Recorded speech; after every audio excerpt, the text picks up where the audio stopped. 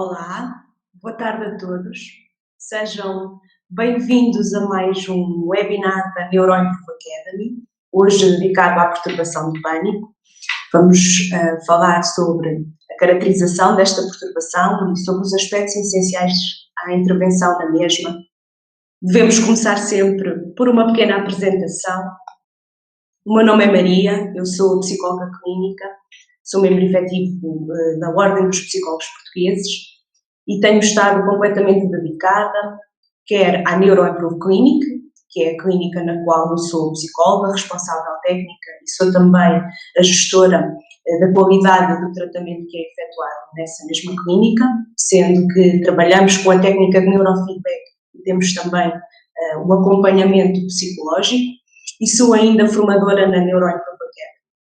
Relativamente ao meu percurso académico, eu tenho um mestrado integrado em Psicologia Clínica, subjacente à intervenção cognitivo-comportamental nas perturbações psicológicas e da saúde, e tenho também uma pós-graduação em Prática Clínica em Saúde Mental com crianças e adolescentes. Relativamente a algumas formações adicionais, eu tenho uma formação em Mindfulness e técnicas de relaxamento, tenho também uma formação relativa ao alcoolismo e tenho também uma formação subordinada às dificuldades de aprendizagem.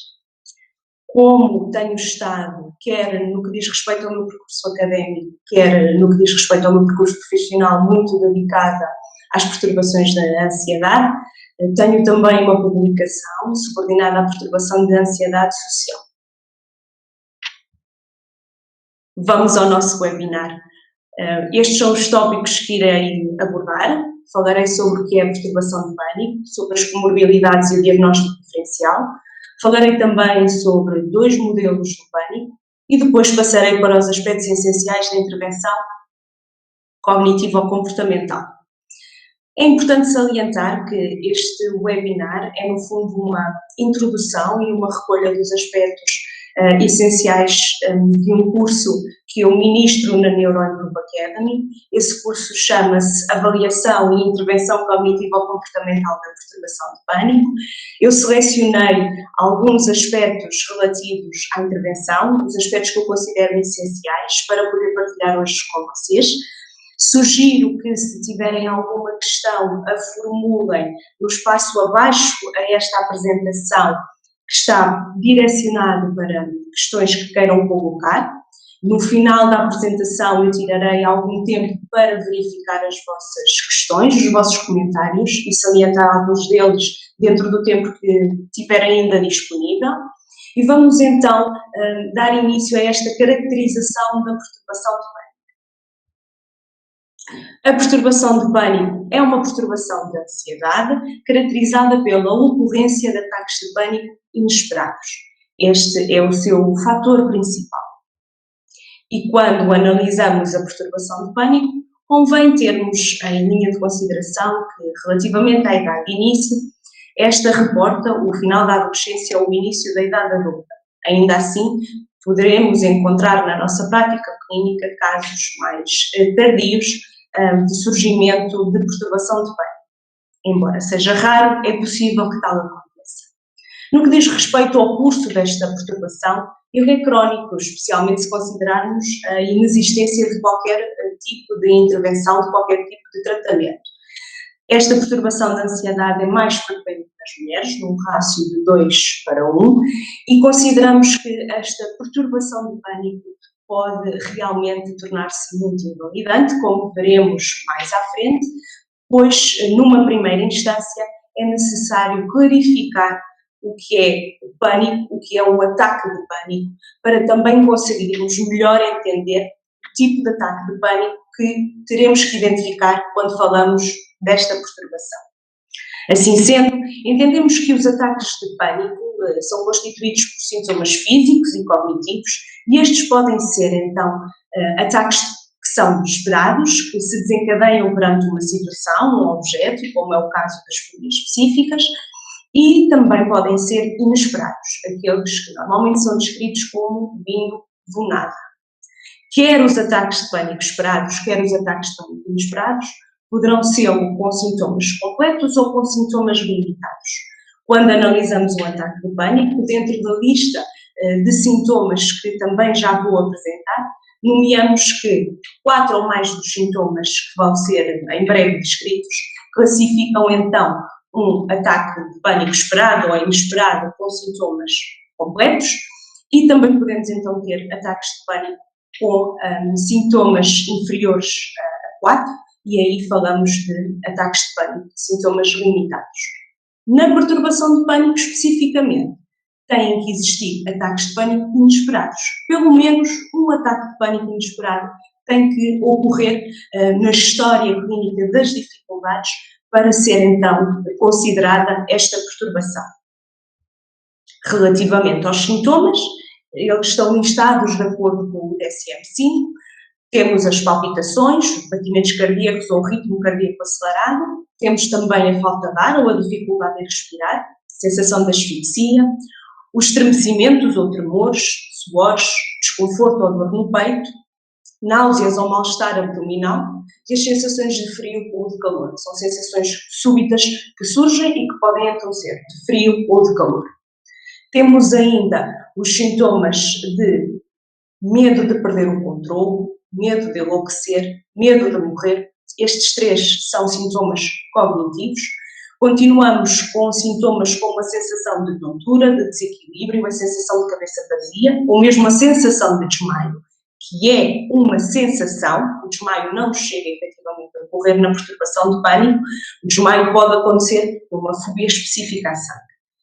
Temos também as parestesias, ou seja, o entorpecimento dos membros, a sensação de formigueiro, a desrealização, a pessoa sentir-se desligada da realidade, desconectada da realidade, e temos ainda a despersonalização, sentir este desligamento, mas em relação a si próprio. Dentro destes sintomas nós sabemos que existem uns que são mais frequentes encontrarmos do que outros. Normalmente o sintoma do batimento cardíaco, o medo de morrer, as dificuldades na respiração, os suores e os tremores tendem a ser muito frequentes. Ainda assim, em boa verdade, quando falamos da perturbação de pânico, falamos da ocorrência de ataques de pânico inesperados, recorrentes, muito intensos, cujos sintomas se classificarão então num conjunto de 4 ou mais destes que acabei de convosco partilhar. Podem acontecer outros sintomas que o cliente nomeia como sendo bastante significativos, como a sensação de zumbido ou mesmo o choro intenso, e embora, obviamente, devamos prestar atenção a toda essa caracterização do ataque de pânico, esses sintomas, por exemplo, não são contabilizados para esta criteriação dos sintomas necessários para classificar o ataque de pânico. Estes ataques atingem um pico em minutos, normalmente em cerca de 10 minutos. Eles raramente duram mais do que 30 minutos, mas consideramos então que a frequência, a intensidade e duração dos ataques de pânico é variável. Nós podemos ter casos onde o cliente reporta ataques de pânico diariamente, ou mesmo mais do que um ataque de pânico por dia, e temos também casos em que, após um período de tempo com ataques de pânico mais recorrentes, depois se associam outros períodos de tempo sem reportar qualquer tipo de ataque de pânico, voltando mais tarde a surgir. Percebemos que, já considerando a perturbação de pânico, então, os ataques de pânico têm que ser inesperados, têm que acontecer do nada. Por outro lado, quando eles acontecem, à medida que a perturbação se desenvolve, é muito comum estes ataques inesperados se tornarem expectáveis, se tornarem situacionais, porque acaba por haver sempre uma associação das situações, dos momentos, ou mesmo das pessoas envolvidas, à ocorrência dos ataques. Daí também ser importante considerar esta evolução na caracterização do próprio ataque e dos próprios sintomas que são desenvolvidos durante o ataque. Esta perturbação também é caracterizada pelo facto de existir, além da ocorrência dos ataques, uma preocupação persistente em ter novos ataques e também acerca das consequências que estes podem ter, o significado destes ataques e destes sintomas. Os clientes poderão nomear que os sintomas físicos, como sendo sinal de uma condição médica ameaçadora. Também há uma preocupação com as consequências sociais associadas ao embaraço, por exemplo, eventualmente até ao medo de ser negativamente avaliado devido a estes sintomas que são observáveis, não tanto dentro do que é a perturbação da ansiedade social, onde há este medo da avaliação negativa acerca do eu, mas aqui associado à avaliação que a pessoa pode fazer do indivíduo que está a ter um ataque de pânico, mas incluindo aqui a sensação de, ao precisar de ajuda também, ela não ser disponibilizada porque a pessoa que está a observar pode não conseguir ajudar. E aí esta consequência social ser não raras vezes uma preocupação para as pessoas que sofrem desta perturbação. Salientando ainda o funcionamento intelectual, das funções cognitivas, da capacidade mental, esta preocupação também se associa muito aos sintomas cognitivos, devido a esta sensação de perder o controle, de enlouquecer.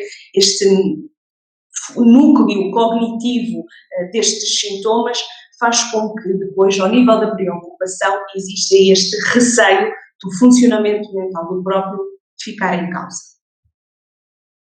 Além disso, percebemos que, dentro da ocorrência dos ataques de pânico e nesta preocupação com a eventualidade de ter novos ataques, as pessoas vão investir em comportamentos de segurança e em evitamentos com o intuito de minimizar a probabilidade ou, idealmente, fazer com que os ataques de pânico parem de ocorrer. E aí temos que nomear que, não raras vezes, encontramos um evitamento da prática de exercício físico, alterações da rotina de vida diária, por forma a ter sempre ajuda disponível caso necessite, dificuldade também associada à execução das próprias atividades de vida diária, daí salientar-se esta questão dos ataques se tornarem eventualmente ataques esperados, porque há uma diminuição das atividades com o receio das mesmas poderem desencadear, ou nessas situações, melhor dizendo, do cliente poder ter ataques de pânico, e também podemos então considerar o evitamento de situações agorafóbicas. É óbvio que, dentro desta caracterização, não podemos excluir que a perturbação de pânico não pode ser devida a efeitos fisiológicos de uma substância ou outra condição médica, e não poderá ser então melhor explicada por outra perturbação mental. Fazendo aqui já um pouco de diagnóstico diferencial, as situações que ficam a ser temidas, que passam a ser temidas, não podem estar associadas totalmente ao medo nuclear de ser negativamente avaliado, como é o caso da perturbação da ansiedade social.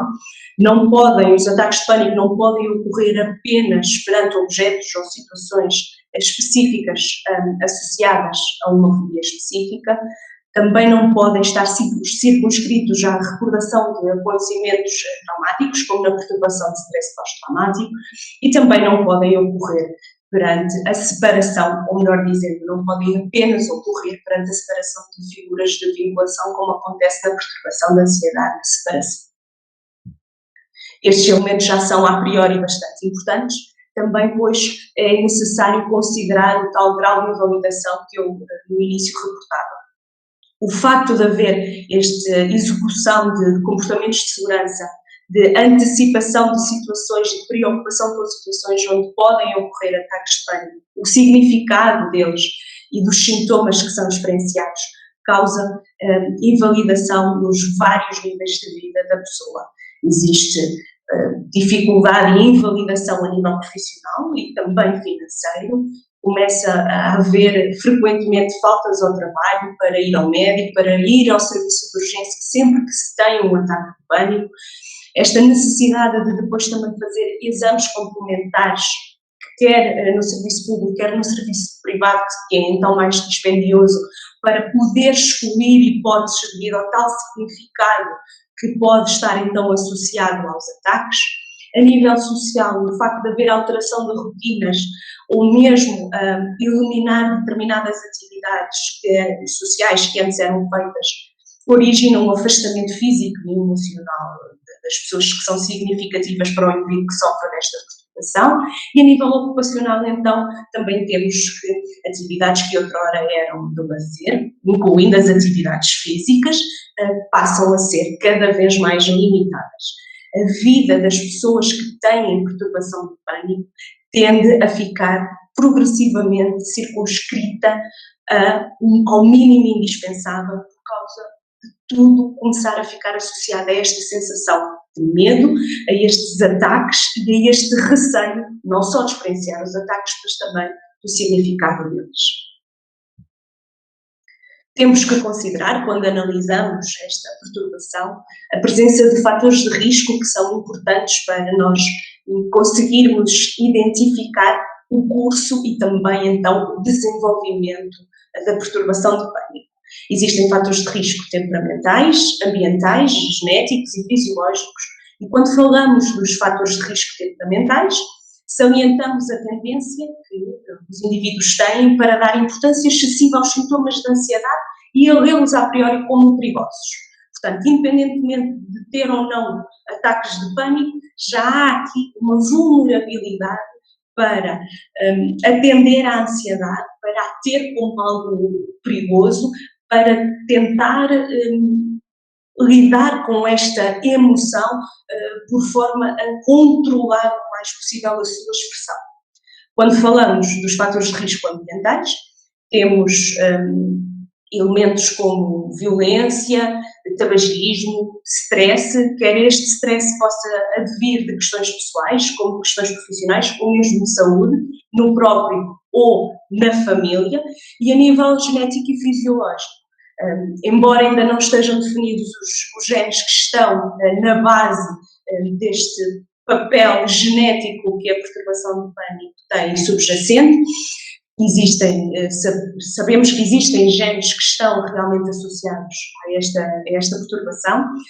Temos sempre que nomear o papel da amígdala enquanto elemento do cérebro que processa o medo e também a história de perturbações de ansiedade ou do humor na família.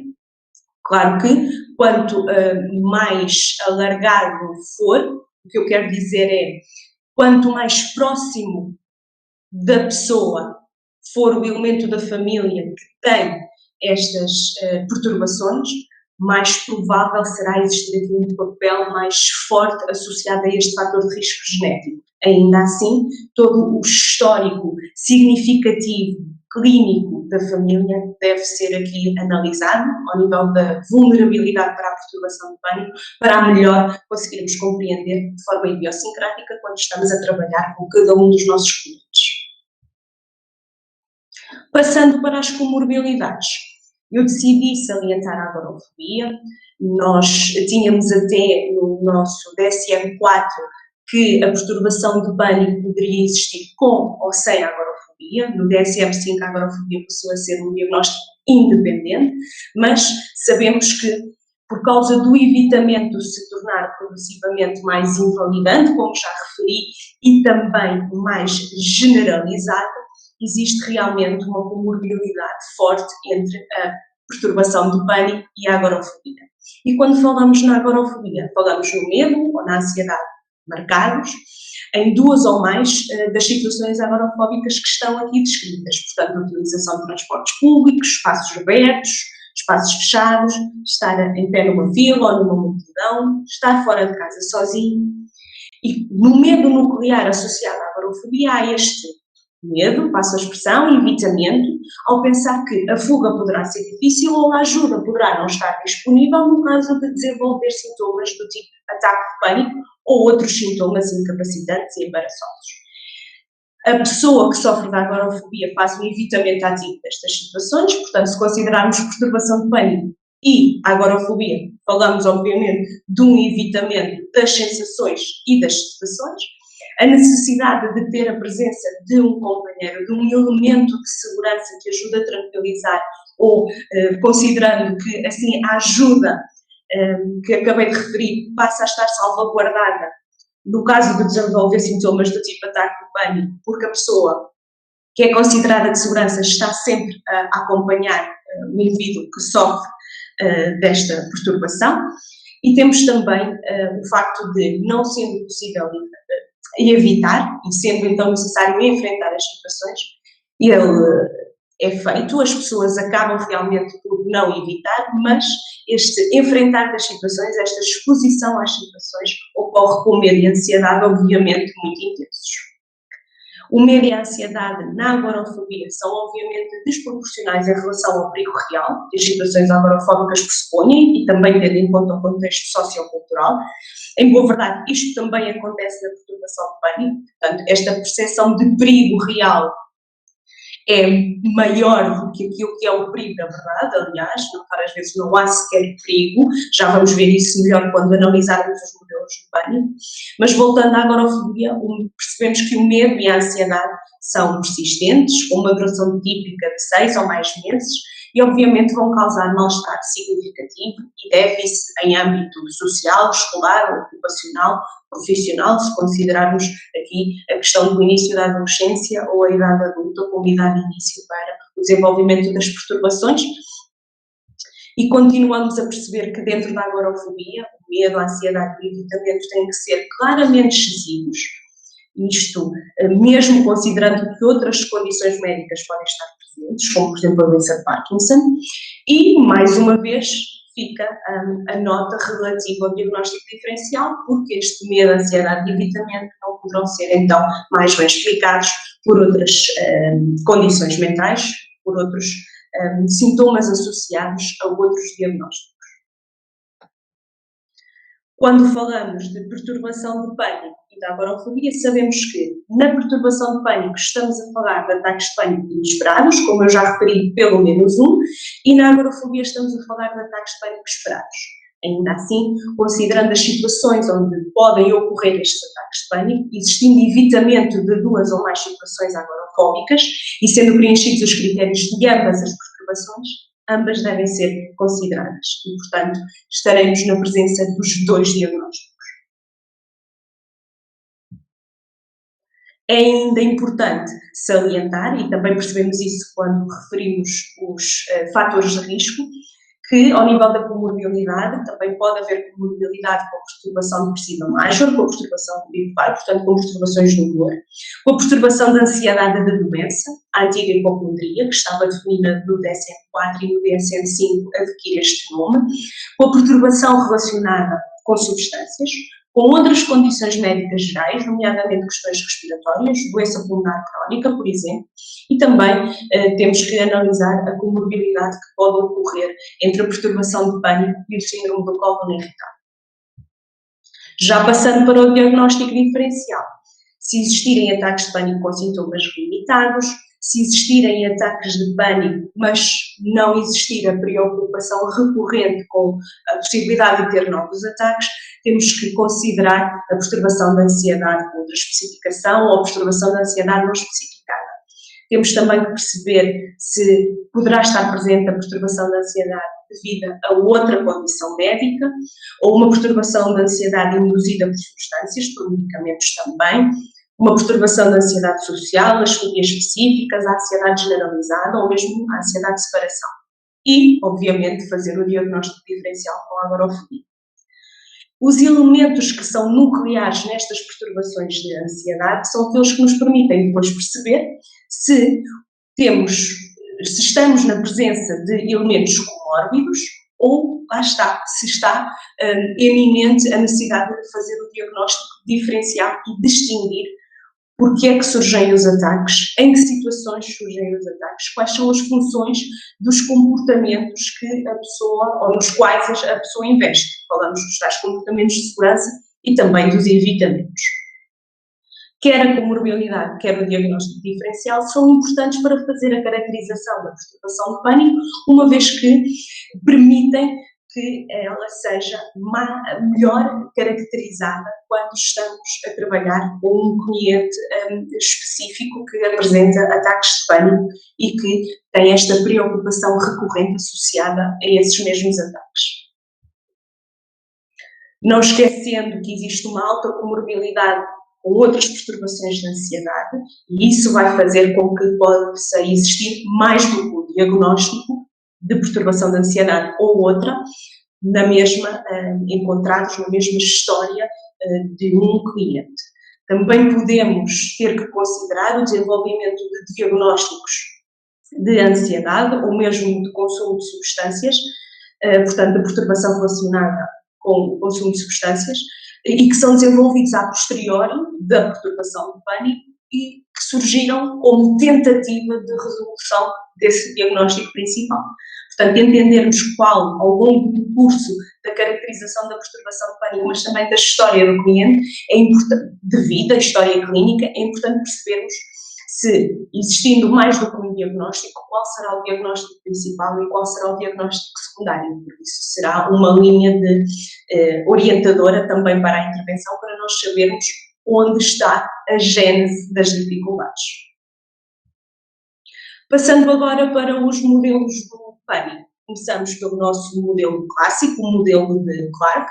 Este modelo pressupõe que os ataques de pânico resultam de uma interpretação catastrófica daquilo que acontece no corpo, das sensações que acontecem no corpo e que são típicas da ansiedade, e há então uma percepção das sensações como sendo mais perigosas do que são na realidade, incluindo obviamente aquilo que elas podem significar. No fundo, a descrição da perturbação do pânico.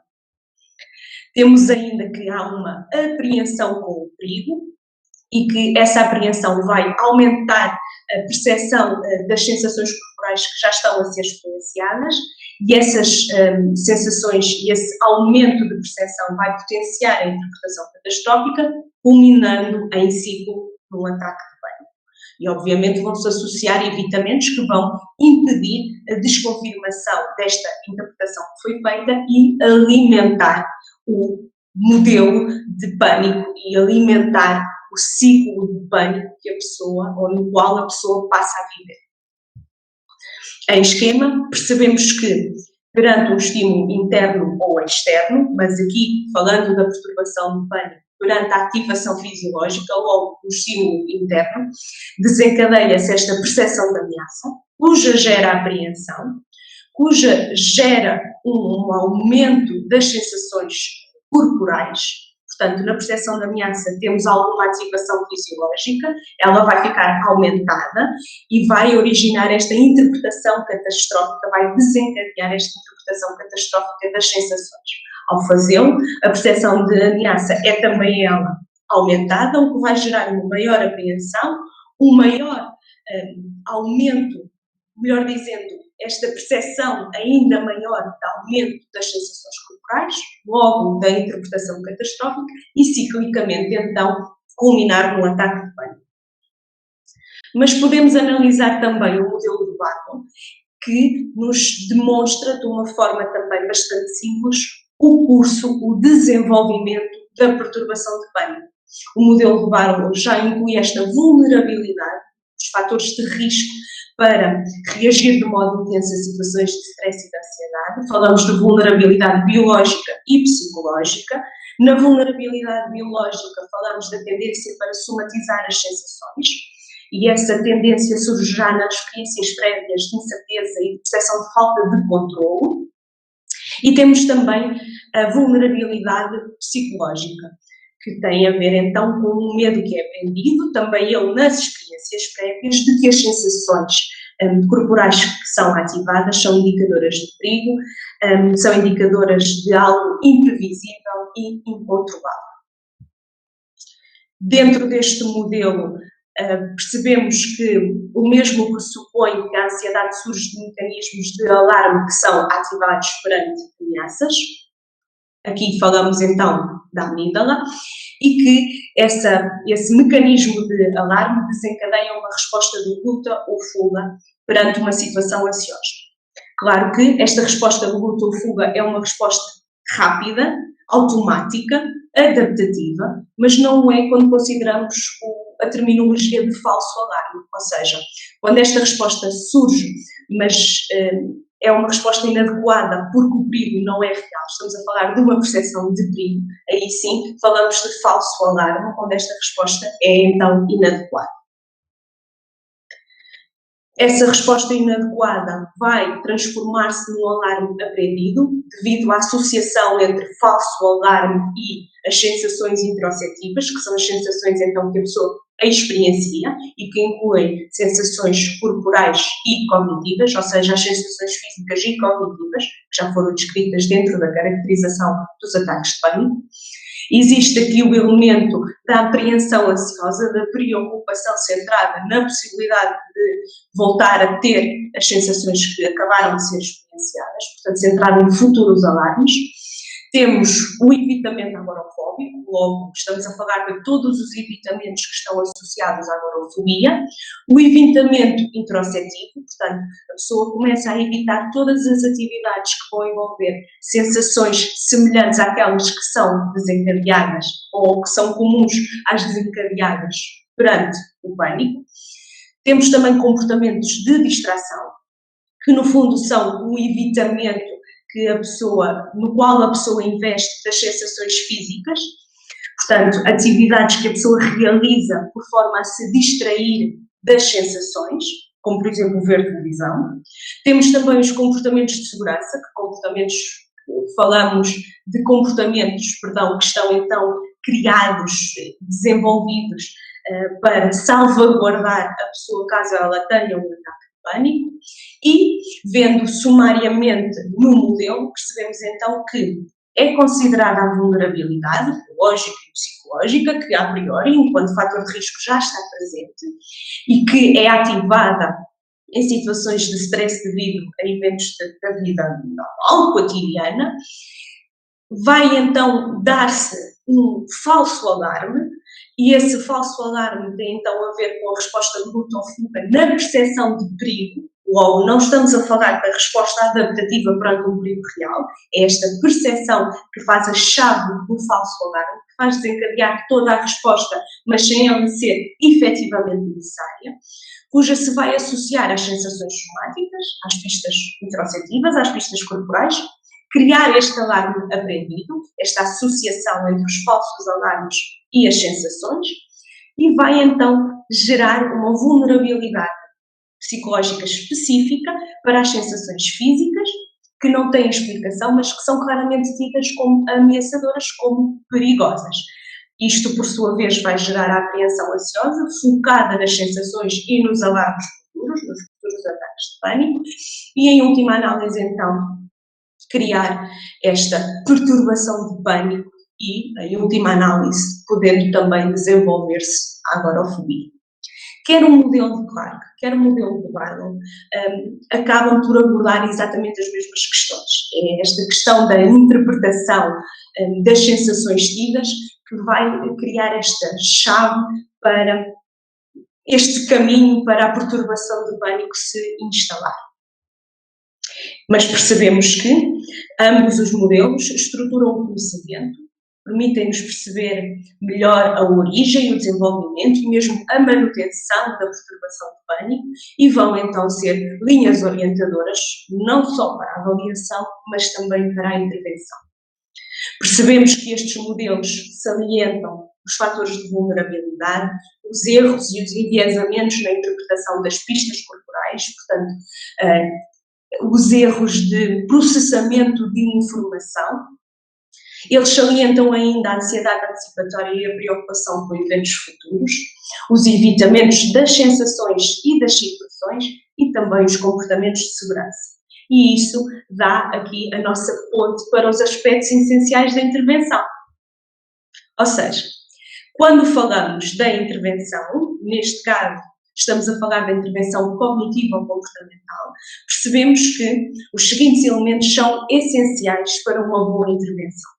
Falamos, obviamente, da relação terapêutica, da psicoeducação, da reestruturação cognitiva, da exposição interoceptiva, da exposição ao vivo e das técnicas de relaxamento.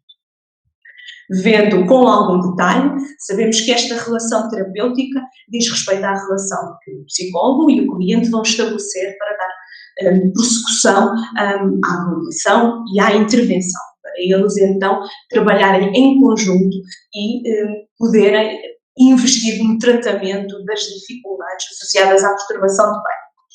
Esta relação terapêutica é uma relação ética, é uma relação de confiança e que vai permitir facilitar a aprendizagem, facilitar a reestruturação cognitiva e, obviamente, a obtenção de ganhos terapêuticos. Esta relação é essencial em todas e as demais intervenções que se possam fazer. Mas aqui percebemos que na perturbação do pânico é muito importante que esta relação permita ao cliente compreender as suas dificuldades, compreender de forma idiosincrática a sua perturbação do pânico, que possa falar abertamente sobre as suas dificuldades e envolver-se ativamente no tratamento. Quando falamos da psicoeducação, esta é também e igualmente importante porque ela permite apresentar e explicar a formulação do caso, aquilo que nós conseguimos identificar de tudo o que foi partilhado e de toda a informação que foi recolhida com o cliente, fazer o diagnóstico, poder demonstrar um modelo de pânico de forma idiosincrática para que o cliente consiga perceber a gênese, desenvolvimento e os fatores de manutenção associados à sua perturbação. Permite também fazer o racional da tríade de pensamentos, emoções e comportamentos e de como essa tríade está também numa fase inicial da intervenção a manter a perturbação e já vai dando então alguns indicadores ao cliente de quais serão os objetivos da intervenção e de como ela se irá proceder para podermos realmente remitir ou minimizar o mais possível as dificuldades. E esta psicoeducação inclui também o racional sobre a ansiedade, que é muito importante para que esta questão associada à ansiedade como algo perigoso também possa ser progressivamente desmistificada. Quando falamos da reestruturação cognitiva, lá está, esta é a parte de intervenção cognitiva, da intervenção cognitivo-comportamental, falamos da desconfirmação da crença de que os ataques de pânico e as respectivas sensações são algo perigoso. Com a reestruturação cognitiva nós conseguimos ajudar os clientes a perceberem que os pensamentos são isso mesmo, pensamentos, hipóteses, não são necessariamente verdades absolutas e o facto da informação ser progressivamente recebida como tal permite uma maior reflexão sobre a informação, uma reflexão ponderada, logo progressivamente menos enviesada, e esta reestruturação cognitiva vai permitir ainda endereçar os pensamentos automáticos negativos dentro da tríade de pensamentos, emoções e comportamentos e também trabalhar sobre as distorções cognitivas. Eu trouxe a interpretação catastrófica porque ela é óbvia dentro da perturbação de pânico, mas decidi salientar a subestimação das capacidades, porque os clientes com perturbação de pânico subestimam a sua capacidade para lidar com a ansiedade, subestimam a sua capacidade para lidar com um ataque de pânico e também fazem claramente uma subestimação do perigo. E estas são três das distorções cognitivas que são frequentes encontrarmos na intervenção. Em seu turno, quando falamos da exposição interoceptiva, falamos de uma exposição que permite desconfirmar as interpretações enviesadas, errôneas, acerca da ativação que é tida e experienciada no corpo. É um tipo de exposição que induz intencionalmente as sensações corporais temidas, por forma a proporcionar aprendizagem emocional, e promove, dessa forma, a extinção das associações dos alarmes aprendidos que foram feitos e que criaram o pânico. Esta aproximação ao desconforto real sem comportamentos de segurança vai permitir que o cliente aprenda também a tolerar o medo, que o medo do medo seja cada vez menor e que ele sinta que consegue progressivamente ter estratégias para lidar com o mesmo. E quando falamos da exposição interoceptiva, existem vários exercícios de exposição que nós devemos selecionar mediante os sintomas que caracterizam o ataque de pânico do cliente, por forma a podermos fazer esta desconfirmação. E no curso que eu referi há pouco, do qual surge este webinar introdutório, introdutório, no fundo, existem exercícios de exposição interoceptiva que estão disponíveis com explicação passo a passo para que nós podermos selecionar e aplicar para um bom protocolo de intervenção cognitivo-comportamental. Já quando falamos da exposição ao vivo, podemos sempre considerar que numa primeira fase pode ser feita uma exposição à imaginação, mas a exposição ao vivo é claramente eficaz. Falamos de uma exposição que é criada de forma hierárquica, que pressupõe a repetição da exposição às situações até que elas deixem de ter o significado que outrora tinham e, portanto, falamos de uma exposição que é sistemática às situações que ficam então associadas aos ataques de pânico.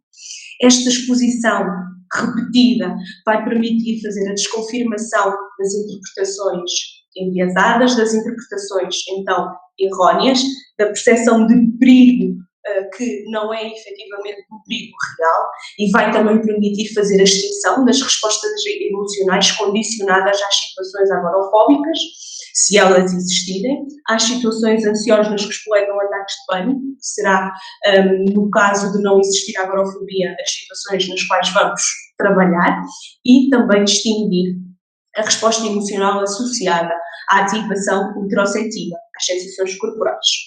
Em última análise, a exposição ao vivo tem o mesmo objetivo que a exposição interoceptiva, aprender a tolerar o medo. Este é um dos elementos-chave da intervenção, porque não raras vezes também identificamos uma expectativa irrealista de que a pessoa não vai ter mais ansiedade, vai viver completamente livre da ansiedade. São alguns dos comentários que eu tenho em consulta quando estou a acompanhar esta perturbação e percebe-se a necessidade de psicoeducar esta emoção e esta resposta emocional para que a pessoa também perceba que não há efetivamente necessidade de a temer e também não há necessidade de a controlar. Há sim necessidade de aprender a gerir esta emoção como as demais. As técnicas de relaxamento eu deixei para o fim da apresentação de hoje, deste webinar, pois são elementos que fazem parte da intervenção cognitivo-comportamental. Falamos da respiração diafragmática e do relaxamento progressivo de Jacobson, mas a respiração diafragmática tem aqui um quê que é importante salientar. Quando falamos dos ataques de pânico e quando falamos da sensação, por exemplo, da dificuldade em respirar, não raras vezes percebemos que estamos a falar do facto do cliente estar a investir numa respiração torácica em detrimento da respiração diafragmática. Ainda assim, esta respiração diafragmática, quando ensinada, pode originar um comportamento de segurança por si só. Ou seja, o facto dela permitir um melhor processamento da informação e o facto dela permitir que o cliente consiga processar a informação de forma mais ponderada e diminuir a ativação fisiológica, faz com que ele crie ou possa criar, não é sine qua non, mas que ele possa criar com a respiração diafragmática um comportamento de segurança, achando que perante a possibilidade ou aos primeiros sinais de um ataque de pânico, bastar-lhe a fazer esta respiração para que ele não aconteça e dar-lhe então uma falsa sensação de controle. E não é esse o objetivo da intervenção cognitiva ou comportamental quando introduzimos a respiração diafragmática. Nós queremos com ela fazer uma reeducação respiratória. Nós queremos que ao longo do dia-a-dia e a partir do momento que esta estratégia é implementada, que o cliente reeduque a sua respiração para que ela não seja torácica tantas vezes, ou melhor, com tanta frequência assim, que vai então interferir com a capacidade de ler as pistas internas e externas, se considerarmos também a vulnerabilidade para as sensações e as situações de stress. Já quando falo do relaxamento progressivo, não raras vezes também na perturbação do pânico temos sintomas de tensão muscular, cansaço, e o relaxamento progressivo também vai permitir criar uma maior qualidade das sensações físicas, vai permitir com que o corpo esteja mais disponível e mais apto para responder de forma adequada e não deve ser então introduzido como um comportamento a fazer quando se está necessariamente ansioso, mas sim uma prática a implementar para diminuir esta tensão que a priori também se vai instalando na perturbação de pânico. Termino o webinar. Este webinar foi preparado para disponibilizar informação crucial para uma melhor compreensão da perturbação de pânico. A minha intenção com o webinar de hoje seria, e espero tê-lo conseguido, salientar os aspectos teóricos que nos permitem dominar o conhecimento acerca desta perturbação, mas também ter em conta todos estes elementos-chave que eu acabei de referir para uma boa intervenção cognitiva comportamental. E desta forma, então, vou dar por terminado o nosso webinar de hoje. Mais uma vez, agradeço a vossa atenção, espero que tenham gostado, espero ter sido clara, espero ter incentivado este trabalho, quer teórico, quer de intervenção cognitivo-comportamental associado a esta perturbação. Tive muito gosto em estar presente aqui hoje. Espero ver-vos noutros webinars, espero que explorem a nossa academia, pois procuramos ter uma oferta que vos satisfaça, que vos permita melhorar, quer do ponto de vista da prática profissional, quer também do ponto de vista pessoal. E, portanto, desejo a todos uma boa noite. Posso já aproveitar para desejar um bom Natal. Já está perto, não é? Agradeço, obrigada por terem estado presentes e espero que tenham gostado. Até breve!